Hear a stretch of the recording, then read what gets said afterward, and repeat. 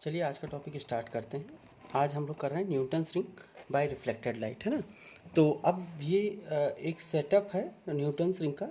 ये बड़ा important question है यूपीट्यूब के लिए। या तो थिन फिल्म पैरेलल लाइट वाला क्वेश्चन आता है या तो फिर जो है वो न्यूटन्स रिंग आता है। तो न्यूटन्स रिंग के कई सारे एस्पेक्ट हैं। एक तो इसका थ्योरेटिकल मॉडल है और एक इसका एप्लीकेशन है। तो आज हम लोग इसके थ्योरेटिकल मॉडल के बारे में बात करेंगे। एप्लीकेशन के लिए हम फर्दर एक नया वीडियो बनाएंगे, प्रोबेबली मंडे को या ट्यूसडे को वो मैं अपलोड कर दूंगा। तो हाल फिलहाल हम लोग जो है वो न्यूटन्स रिंग देखते हैं। तो न्यूटन्स रिंग में सबसे पहले इसके डायग्राम कितने हैं। तो इसमें आपको 3 डायग्राम बनाने होंगे। इसके थ्योरेटिकल पार्ट को डिस्कस करने के लिए हमको कितने डायग्राम बनाने होंगे? 3। एक तो इसका एक्सपेरिमेंटल अरेंजमेंट, फिर इसके रे डायग्राम, और फिर उसके बाद उसका ज्योमेट्रिकल कंसिडरेशंस हमको फिर से देखना होगा। ज्योमेट्रिकल कंसिडरेशंस इसलिए देखेंगे क्योंकि उसी से हम रिलेशन डिराइव कर पाएंगे। तो सबसे पहले एक्सपेरिमेंटल अरेंजमेंट क्या है। हम लोग ये एक्सपेरिमेंट करते हैं मोनोक्रोमेटिक लाइट के लिए। तो एक मोनोक्रोमेटिक लाइट का एक सोर्स होगा, एक लेंस होगा, और एक ऐसी स्लैंट जो है वो एक क्या कहते हैं ग्लास प्लेट होगी जो 45 डिग्री पे इंक्लाइंड है। तो अगर हम यहाँ से एक ऐसे नॉर्मल ड्रॉ कर दें तो क्या हो जाएगा कि ये 45 डिग्री पे यहाँ इंसिडेंट होगी तो 45 पे रिफ्लेक्ट बैक होगी। तो अब अगर ये 45 पे यहाँ इंसिडेंट होगी और 45 पे रिफ्लेक्ट बैक होगी तो इसका मतलब ये है कि वर्टिकली अगर हम यहाँ पे m जो लिख रहे हैं ये है यहाँ पे एक माइक्रोस्कोप। क्या है? माइक्रोस्कोप।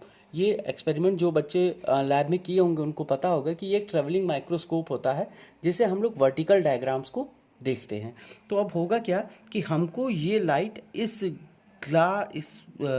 प्लेनो कॉन्वेक्स लेंस पे 90 डिग्री पे इंसिडेंट होगी। तो यहाँ पे I इक्वल्स 0 हो जाएगा। तो अब होगा क्या कि ये दूसरा, इसके बाद क्या है कि these reflected rays fall normally on the lens L placed on a glass plate E। एक ग्लास प्लेट है और ये किसके ऊपर रखा हुआ है? एक लेंस के ऊपर रखा हुआ है। इसके ऊपर क्या रखा हुआ है? एक लेंस रखा हुआ है। और लेंस कैसा है?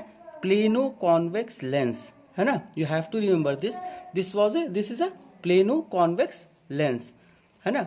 और आगे हम लोग बात करेंगे this plano convex lens is of high radius, है ना। बहुत ज़्यादा रेडियस का ये होता है। इवेंचुअली अगर हम इसको देखें तो हम नहीं पता लगा पाएंगे कि ये कर्व सरफेस कैसा है। ये ऑलमोस्ट फ्लैट जैसा ही लगता है ना। जब लैब में हम लोग करते हैं तो इस लेंस को रख के हम उसे रोटेट कराते हैं, तब हमको पता चलता है कि वो किस सरफेस से कर्व्ड है। तो बहुत ही हाई रेडियस का हम लोग एक प्लेनो कॉन्वेक्स लेंस लेते हैं जो कि एक ग्लास प्लेट पे ऐसे पड़ा हुआ है। अब ये हो गया इसका एक्सपेरिमेंटल अरेंजमेंट। अब ये देखने में पता पहले ही क्लियर है कि ये कैसा है? रिफ्लेक्टेड लाइट है। अब यहाँ पे थ्योरी क्या कहती है? थ्योरी ये कहती है कि यहाँ पर एक वेज बनेगा। वेज कहाँ बनेगा? इस लोअर सरफेस और इस सरफेस के बीच में, मतलब upper surface of the glass plate and lower surface of the plano convex lens, इसके बीच में यहाँ पर एक वेज बनेगा। वेज कैसा होगा? एयर का होगा तो उसका रिफ्रैक्टिव इंडेक्स कितना हो जाएगा? 1 हो जाएगा। Let us suppose that the thickness of the film at a point B at is t. अब कोई भी एक पॉइंट है, मान लीजिए यहाँ पे कोई एक पॉइंट है। अब इस डायग्राम के बारे में बात कर रहे हैं तो बी पॉइंट पे उसकी थिकनेस क्या है? टी है। और यहाँ से ये ऐसे गया और फिर रिफ्लेक्ट बैक होके इधर निकल गया। तो एक पार्ट आया यहाँ पे और यहाँ पे 2 पार्ट में डिवाइड हो गया। कुछ पार्ट सीधे लौट गया और कुछ पार्ट जो है वो क्रॉस करके गया और वेज से होते हुए फिर वो रिफ्लेक्ट बैक होके गया। तो अब क्या हो जाएगा? ये वेज फिल्म का एक एग्जाम्पल हो जाएगा। मोनोक्रोमेटिक लाइट इंसिडेंट हो जाएगी और डी और डी डैश, ये जो बी डी और बी डैश डी डैश, ये जो दोनों रेज हैं ये रिफ्लेक्टेड लाइट जो है वो, हाँ, इनके बीच में क्या होगा? इंटरफेरेंस होगा। अब इंटरफेरेंस होने के लिए हमारे पास जो हम हमेशा देखते हैं, इंटरफेरेंस निकालने के लिए हमको क्या निकालना होता है? Path difference. तो पाथ डिफरेंस यहाँ पे क्या होगा? 2 mu t cos r plus theta. ये हमको पता है ना कि वेज शेप में पाथ डिफरेंस हम लोग कितना निकाले थे? 2 रेज के बीच में रिफ्लेक्टेड लाइट के केस में 2 mu t cos r plus theta, where r is a angle of refraction, mu is the refractive index of the film, है ना, and abrupt phase change occurs in the instant, है। ठीक है, तो अब ये सब बात हमको पता है। अब हमको एक फार्मूला पता है वेज शेप का क्या होता है रिफ्लेक्टेड लाइट के लिए। मिनिमा की कंडीशन क्या होती है? हमने बताया था in case of reflected the maxima and minima conditions are interchanged whether it was a parallel thin film or it was a wedge shape film. Reflected light के केस में maxima becomes minima, minima becomes maxima. तो minima की maxima की condition होती है 2n lambda by 2। तो ये हो जाएगी यहाँ पे 2n lambda by two minima condition हो जाएगी, 2n plus one lambda by two maxima की कंडीशन हो जाएगी। अगर हमने 2n प्लस वन लिख दिया है, it means we have to start it by n equal 0 1 2 3। अब यहाँ पे हमारे पास जो गिवन कंडीशंस हैं वो क्या हैं? For normal incidence r equal 0, है ना? क्यों? क्योंकि वो सीधे ऐसे, ये जो है ये कैसे इंसिडेंट हो रहा है? डायरेक्ट इंसिडेंट हो रहा है ना। तो डायरेक्ट अगर इंसिडेंट हो रहा है तो ये क्या हो जाएगा? 0 हो जाएगा, i इक्वल 0 होगा। तो i इक्वल्स अगर 0 हो गया तो इससे हम लोगों को क्या पता चल जाएगा कि r इक्वल 0 हो गया and theta is very small. हमने क्या बताया कि large plano convex lens use कर रहे हैं। कैसा प्लेनो कॉन्वेक्स लेंस यूज़ कर रहे हैं? लार्ज। तो ये थीटा इज़ वेरी स्मॉल। अब हमको इस लॉजिक को देखना है कि हमने लार्ज प्लेनो कॉन्वेक्स लेंस क्यों लिया। तो अब हमारे पास एक जनरल आइडिया क्या है कि अगर हमको कभी भी एक टेंजेंट ड्रॉ करनी होती है किसी भी सर्कल से, तो हम लोग क्या देखते हैं कि अगर मान लीजिए कि एक छोटा सा सर्कल है ये, और इससे आपको टेंजेंट ड्रॉ करनी है, तो ये एंगल इतना होगा। और अगर आपने थोड़ा सा बड़ा ले लिया और फिर टेंजेंट ड्रॉ करेंगे तो क्या हो जाएगा? ये एंगल थोड़ा छोटा होगा। और अगर और बड़ा ले लिया, जो इस कागज़ पे नहीं आ पा रहा है, ऐसे बहुत बड़ा सा सर्कल है, और उसका अगर हम टेंजेंट लेंगे तो वो और कम होता जाएगा। तो यहाँ ये जो टेंजेंट से हम लोग एक एंगल ड्रॉ कर रहे हैं दोनों के बीच में, यही यहाँ पे क्या काम कर रहा है? वेज जैसा काम कर रहा है। ये क्या काम कर रहा है? वेज की तरह, वेज की तरह काम कर रहा है। तो ये जो वेज की तरह काम कर रहा है, इससे ये एंगल जो है वो ग्रेजुअली क्या होता जाएगा? कम होता जाएगा। क्योंकि ये एंगल कम होता चला गया, है ना। तो अब क्या होगा कि ये थीटा था हमारा, वेज के लिए ये एंगल क्या था? ये वेज जो है वो थीटा था। तो थीटा चूंकि जब कम होता जाएगा तो हमारे पास ये जो फॉर्मूला है हमारा 2 mu t cos r plus theta, तो कॉस आर प्लस थीटा में हमारा आर ऑलरेडी 0 हो जाए और थीटा को बहुत स्मॉल कर देंगे तो ये भी क्या हो जाएगा? Very small and hence can be neglected. तो अब आर भी आपने 0 कर दिया और थीटा को ऑलमोस्ट नेग्लिजिबल ले लिया। तो अब ये r प्लस थीटा हो जाएगा और 0 एंड इट विल बिकम्स 1।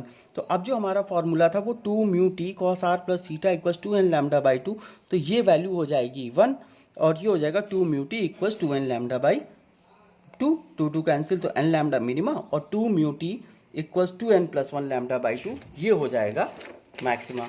अब हमने क्या बताया था? इसमें कितने डायग्राम है? 3 डायग्राम है। तो अब हम आते हैं इसके ज्योमेट्रिकल कंसीडरेशंस पे। हमने क्या बताया कि लार्ज रेडियस ऑफ कर्वेचर का आपने एक प्लेनो कॉन्वेक्स लेंस ले रखा है, तो उसकी रेडियस हमने क्या कंसीडर की? आर की। और कहा कि ये जो थिकनेस है दोनों के बीच में जो छोटी सी बन रही है upper surface of the glass plate and lower surface of the plano convex lens, ये हो जाएगा टी।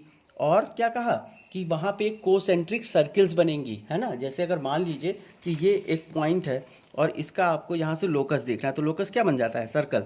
तो वैसे ही जो न्यूटन रिंग है वो क्या होती हैं? सर्कुलर होती हैं। सर्कुलर क्यों होती हैं?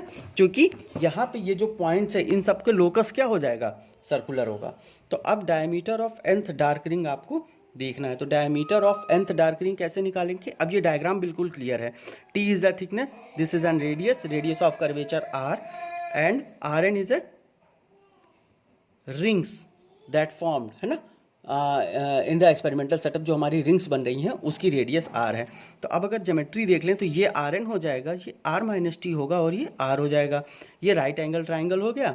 तो rn स्क्वायर इक्वल्स ये r square equals r minus t का whole square plus rn square, r square cancel, r square plus t square equals 2r t।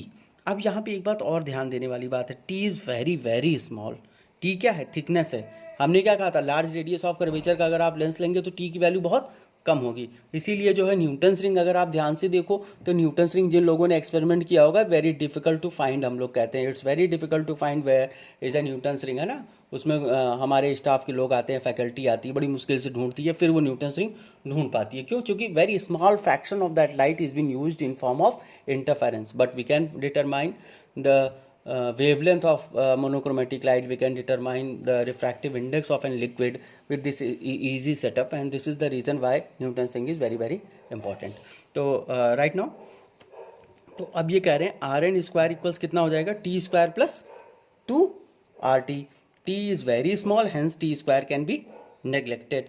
तो अगर हम नेग्लेक्ट कर दें टी स्क्वायर को तो आर एन स्क्वायर इक्वल्स कितना हो जाएगा? 2 आर टी। तो t equals r n square upon 2 r. ठीक है, ये एक बात हो गई। उसके बाद एक दूसरी बात भी है, क्या?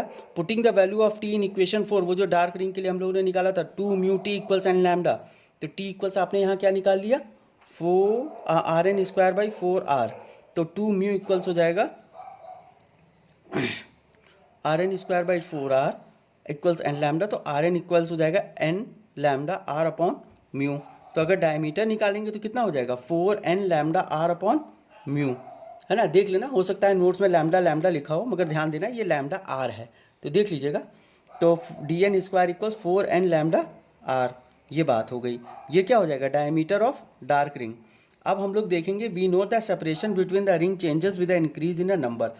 अब n बढ़ेगा तो dn की वैल्यू बढ़ेगी, मगर ज़रूरी नहीं है कि रिंग के बढ़ने के साथ उसका डायमीटर भी बढ़े। हो सकता है कि इसमें होता क्या है कि शुरुआत में रिंग्स बहुत मोटी मोटी रहती हैं और छोटे रेडियस की होती हैं, आगे जाके उनकी रेडियस तो बढ़ जाती है मगर उसकी थिकनेस बहुत कम होती जाती है। जिन लोगों ने एक्सपेरिमेंट किया होगा वो लोग इसको उनको याद होगा कि जैसे वो रिंग बाहर जाती है ना, वो 20th रिंग तक पहुंचते हैं तो उसको सम करना, उसको कैलकुलेट करना, उसको काउंट करना बहुत ही मुश्किल होता जाता है। तो let us know the separation between the rings, ये नहीं है, ये बस आप इतना समझ लीजिए कि अगर हम D5 से D4 देखते हैं तो हमारा आता है, कितना आ जाएगा, n पता है, लैम्डा आर अपॉन म्यू पता है, तो लैम्डा आर अपॉन म्यू को ऐसे रहने देते हैं, 4n लिख लेते हैं, तो 4 का स्क्वायर रूट लोगे तो 2 आ जाएगा, तो √5 माइनस √4 हो जाएगा 0.46, और D17/16 लेंगे तो 0.26। इसका मतलब क्या है कि 4 से 5 के बीच में एक बड़ी वैल्यू मिल रही थी, lambda r upon mu, lambda r upon mu तो सेम है।